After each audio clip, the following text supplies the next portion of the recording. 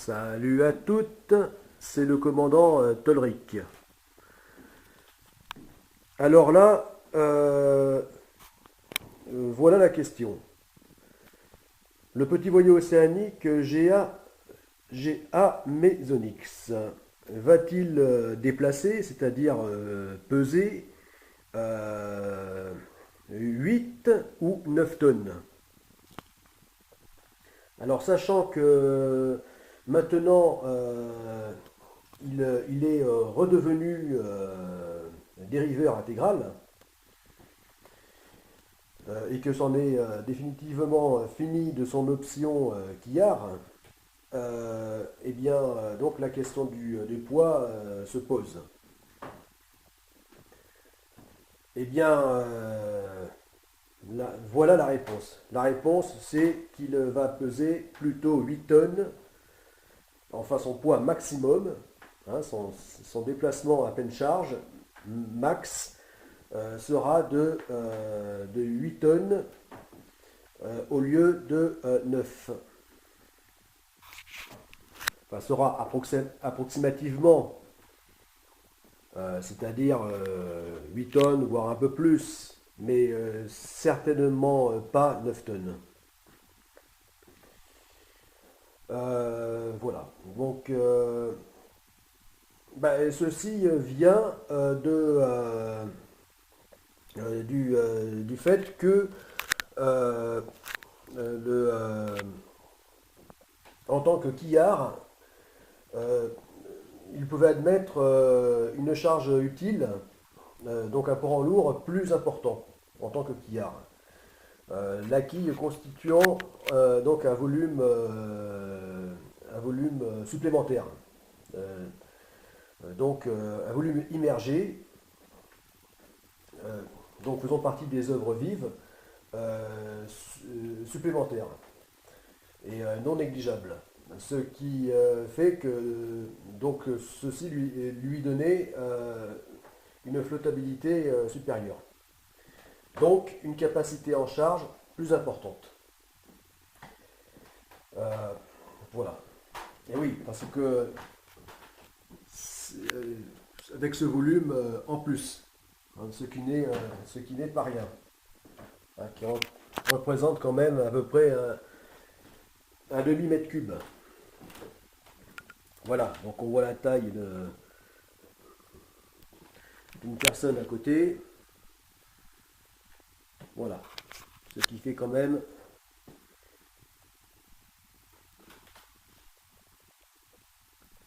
un bon volume. Et ce volume, eh bien, non seulement dans l'option dans l'option dériveur intégral, il n'y a plus ce volume sous la coque, ce volume de quille, mais en plus il y a moins de volume étant donné que le puits de dérive qui est ici,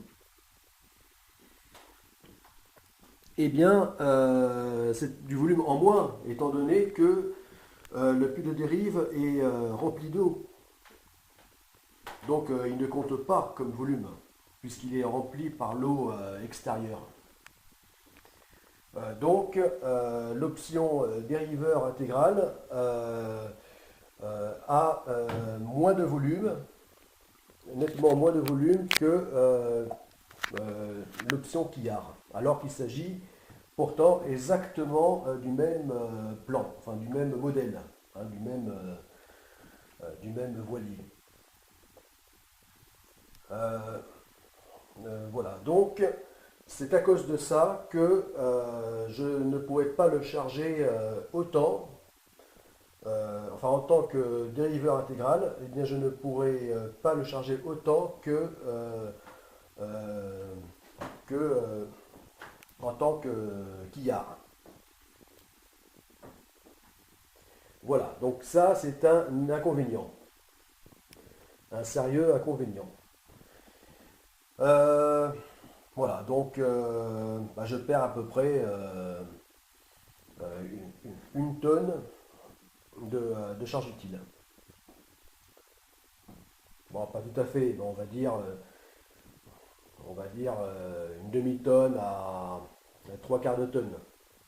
Mais bon, allez, pour arrondir, voilà, je vais dire que je perds une tonne de charge utile, et ce qui n'est pas rien. Parce que le poids du voilier, donc léger, c'est-à-dire sans chargement, eh bien, est de 5 tonnes. Mais là, avec tous les équipements supplémentaires qu'il aura, forcément, il sera plus lourd. Même si par ailleurs, en termes d'aménagement, je gagnerai en poids. En ne l'aménageant pas de façon conventionnelle, en termes de confort. Enfin de décoration intérieure, de confort, etc. Mais comme en revanche, il y aura cette euh,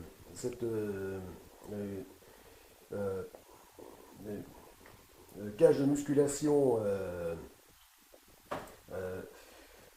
sur le pont, enfin sur le cockpit, qu'il y aura les mousses donc les volumes d'insubmersibilité, qu'il y aura enfin, divers équipements non habituels, et bien donc ça apportera du poids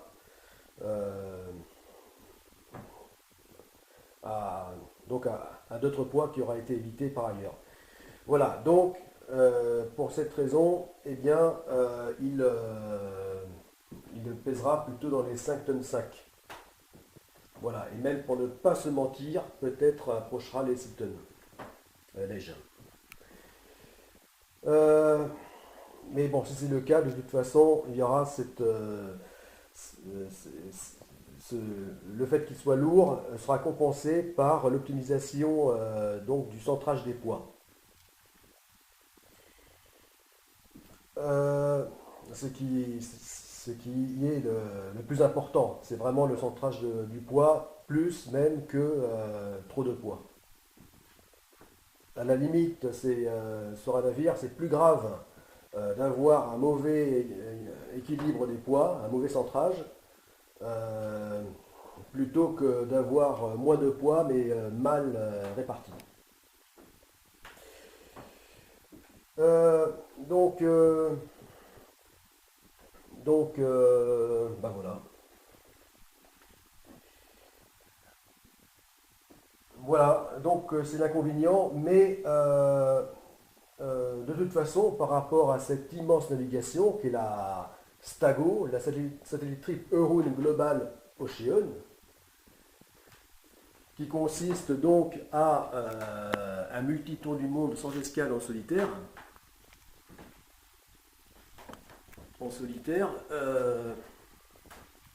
Donc, dont on voit ici le trait,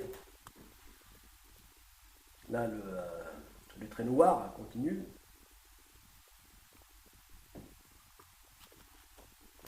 Eh bien, ce tour du monde est tellement vaste que même si j'étais passé au plus grand modèle que,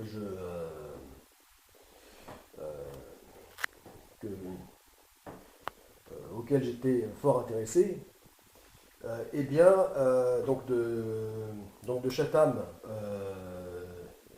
long de 18 mètres, eh bien, même cette taille, donc beaucoup plus importante que celle du Chatham de 10 mètres, eh bien, n'aurait pas suffi. N'aurait pas suffi parce que le Chatham, le Chatham donc de 10 mètres permettait une charge utile. Enfin, en tant que, justement, c'est ça qui était pas mal, c'est que en tant que quillard, je pouvais aller jusqu'à 3 tonnes de pont en lourd, hein, de charge utile. Ce qui est énorme pour un voilier de 10 mètres. Mais justement, c'est là qu'en tant que dériveur, que je perds en cette capacité de charge pour le dériveur intégral, et que là, la charge va chuter à 2 tonnes, voire maxi 2 tonnes et demie. Voilà. Donc ça, c'est un inconvénient, mais qui, dans le cadre du projet GoDesArc, finalement, là aussi, devient un faux problème, du fait que pour une telle navigation, hein, qui devra durer plus de 3 ans, ou encore atteindre les 40 mois ou 1200 jours, eh bien, quelle que soit la taille du voilier en question, nécessite, donc même si j'avais eu la possibilité de passer aux 18 mètres, eh bien,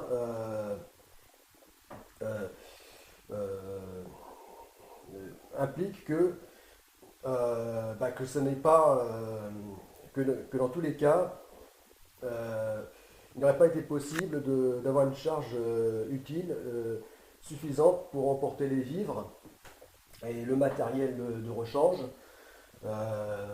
etc., durant une telle période. Voilà, que là, il aurait fallu passer à une taille de voilier beaucoup plus grande, c'est-à-dire autour de 24 mètres. Alors non seulement un voilier beaucoup plus grand, mais surtout un voilier beaucoup plus lourd, de façon à pouvoir embarquer tout le matériel. Donc là, carrément de passer d'un voilier dont le poids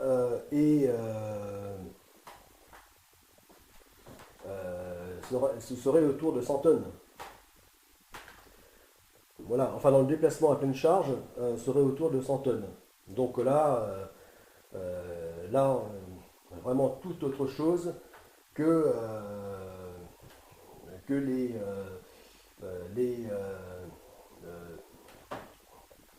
7 à 9 tonnes du Chatham 33, ou même les 20 tonnes du Chatham 60. Puisqu'à pleine charge, ce 18 mètres déplacé 20 tonnes. Voilà. Donc permettant là une charge utile de 5 tonnes. Voilà, 5 tonnes, ce qui était mieux que les 2 tonnes, les 2 à 3 tonnes, on va dire 2 tonnes 5 à 3 tonnes du Chatham Extreme 330.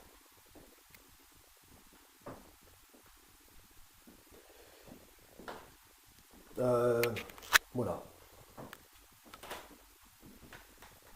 Donc ce poids, le fait que dans tous les cas, enfin pour un voilier qu'il aurait été possible de construire en tant que constructeur amateur, à la portée du constructeur amateur lambda que je suis, eh bien, en fait, il n'est pas possible d'avoir un voilier capable de transporter une charge utile aussi importante que pour une durée de 3 années. Voilà. Donc, dans tous les cas, eh bien, en fait, un avitaillement en haute mer est indispensable lors de la stago. Allez, je coupe pour reprendre la vidéo.